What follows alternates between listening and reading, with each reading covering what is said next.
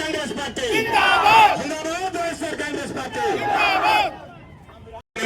ఈ రోజు దానికి సంబంధించినటువంటి నిధులు విడుదల చేసి ఆదుకోవాలి. ఎందుకంటే యాజమాన్యాల పాపం పిల్లలని ఎగ్జామినేషన్ కూర్చోబెట్టడం లేదు, వాళ్ళు రాష్ట్ర సర్టిఫికేట్ ఇచ్చేటువంటి పరిస్థితి లేదు, పేదవాడికి విద్య దూరం అయిపోయింది. కాబట్టి అటువంటి పరిస్థితుల్లో తల్లిదండ్రులు ఆందోళన చెందుతున్నారు. కాబట్టి ఈ రోజు పెద్ద ఎత్తున విద్యార్థులు తల్లిదండ్రులు అందరూ కలిసి ఈ కార్యక్రమంలో పాల్గొనడం జరిగింది. దానితో పాటు ఈరోజు జగన్మోహన్ రెడ్డి గారు 8,000 కోట్ల రూపాయలతో ఏదైతే మెడికల్ కళాశాలను 17 ఏర్పాటు చేశాడో వాటిని ప్రైవేటీకరణ చేయాలనేటువంటి దుర్మార్గమైనటువంటి ఆలోచన. రాబోయేటువంటి రోజుల్లో పేదవాడికి నేను విద్యను దూరం చేస్తున్నాను అని చెప్పేటువంటి పరిస్థితి. రాజశేఖర రెడ్డి గారు మహానేత చేసుకొచ్చినటువంటి ఈ కార్యక్రమాన్ని జగన్మోహన్ రెడ్డి గారు బ్రహ్మాండంగా విద్యా దీవెన వసతి దీవెన పేరుతో అమలు చేశాడు. వాటి రెంటికి ఒక్క సంవత్సరానికే 3,900 కోట్ల రూపాయలు ఖర్చుంటే ఈ రోజు బడ్జెట్ లో 3,200 కోట్ల రూపాయలు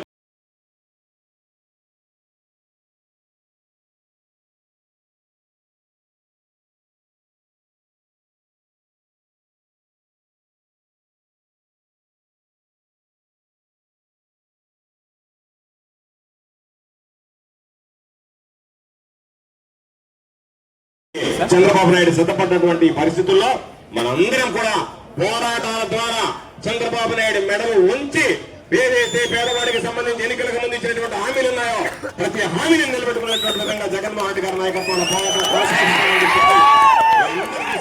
మనవి చేస్తూ ఇప్పటికే ఎండ తీవ్రతగా ఉన్నా సరే మిమ్మల్ని అందరినీ ఉద్దేశించి మొట్టమొదటిగా సోదరుడు కావలి నియోజకవర్గ ఇన్ఛార్జ్ కావలి మాజీ శాసనసభ్యులు రామిరెడ్డి ప్రతాప్ కుమార్ రెడ్డి గారిని 2,000 రూపాయలు ఇవ్వాల్సినటువంటి పరిస్థితుల్లో ₹1 కూడా నిధులు కేటాయించకుండా ఈ రోజు దాన్ని ఊసే లేకుండా బడ్జెట్ పూర్తి చేయడం జరిగింది. కాబట్టి నువ్వు చెప్పినటువంటి విధంగా ఉద్యోగాలు ఇచ్చేటువంటి పరిస్థితి కనిపించడం లేదు. ఒక్క ఉద్యోగం ఇవ్వలేదు, ఉద్యోగం ఇవ్వకపోగా నిరుద్యోగ వృత్తి ఇచ్చేటువంటి పరిస్థితి లేదు. ప్రతి బిడ్డకి ఎంత మంది బిడ్డల కంటే అంత మంది బిడ్డలకి తల్లికి ఆవిర్భావ దినోత్సవం 15వ సంవత్సరంలో ఉన్నాం. దీని ఆశయం ఆదర్శం రెండు దివంగత నేత మహానాయకుడు శ్రీ వైఎస్ రాజశేఖర రెడ్డి గారి ఆలోచనలని మీ అందరికీ నేను మనవి చేస్తున్నాను. పేద బడుగు విద్యార్థులకి ప్రభుత్వమే ఫీజులు చెల్లించి వాళ్ళని ఉత్సాహపరిస్తే ఫీజులు కట్టలేని నిరుద్యోగ తండ్రుల పిల్లలు కానివ్వండి, పేద బడుగు వర్గాల పిల్లలు కానివ్వండి, చదువుకునేవారు ఆ ఆసక్తి కలిగినటువంటి వారు, అదేవిధంగా కార్యకర్తకి విద్యార్థులకు విద్యార్థుల యొక్క తల్లిదండ్రులకు, అదేవిధంగా పేదలందరికీ కూడా నా ప్రత్యేక అభినందనలు తెలియజేస్తున్నాను. ముఖ్యంగా చంద్రబాబు నాయుడు గారు ఏ విధంగా విద్యార్థిని అదేవిధంగా యువతని మోసం చేస్తున్నాడో మనం ప్రతి ఒక్కరం కూడా చూస్తా ఉన్నాం.